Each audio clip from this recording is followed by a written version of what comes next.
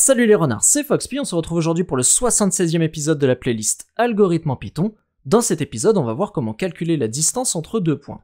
Alors des images valant mieux qu'un long discours, je vais commencer par coder la méthode et puis ensuite grâce à celle-ci, je vais vous expliquer comment on calcule cette distance. La méthode, je vais la définir comme ceci, je vais l'appeler distance between two points et elle va prendre en paramètre 4 éléments. La position sur l'axe des abscisses du premier point, la position sur l'axe des ordonnées du premier point, la position sur l'axe des abscisses du second point, et la position sur l'axe des ordonnées du second point. Ok. On va tout simplement mettre un return ici, cette méthode ne fera qu'une seule ligne, et on va commencer par calculer la différence entre x2 et x1, donc on fait une différence entre les positions sur l'axe des abscisses, et tout ceci, on le met au carré. Ensuite, on ajoute la différence entre y2 et y1, et ceci on le met au carré.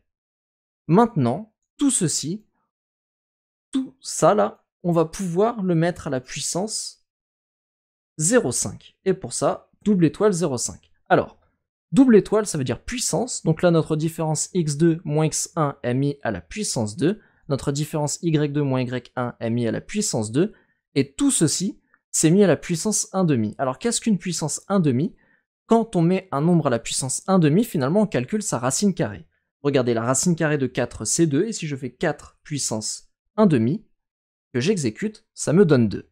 Alors si cette écriture ne vous plaît pas, vous pouvez toujours mettre puissance 1,5 comme ceci, et si ça ne vous plaît pas, vous pouvez faire appel à la méthode sqrt de la librairie math, donc from math import sqrt, et là, vous pouvez faire appel à sqrt pour calculer la racine carrée de tout ceci.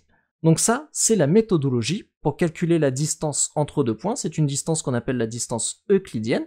Si ces points avaient plus de coordonnées, eh bien, on pourrait continuer la même chose. Par exemple, s'ils avaient une position en z et qu'on avait z1, alors comme ceci, z1, je mets z1, z2, on aurait pu ajouter la différence entre Z1 et Z2 ici en faisant plus Z2 moins Z1 au carré. Là, on reste sur quelque chose d'assez simple pour le moment.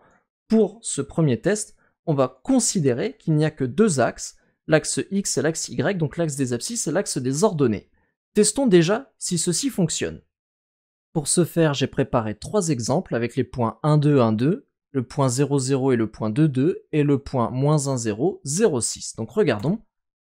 Alors le tout premier, comme on a deux points qui sont au même endroit, qui ont les mêmes coordonnées, et bien tout simplement ça renvoie 0, la distance entre les deux c'est 0.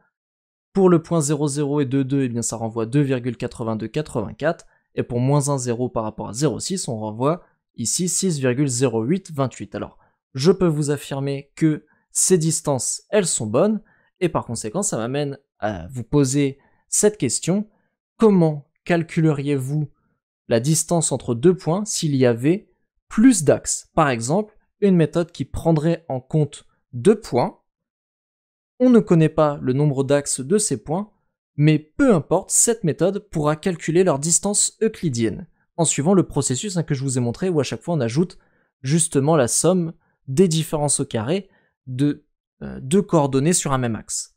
Donc ça, je vous laisse réfléchir, et puis on verra la réponse très bientôt dans les épisodes d'Algorithme en Python.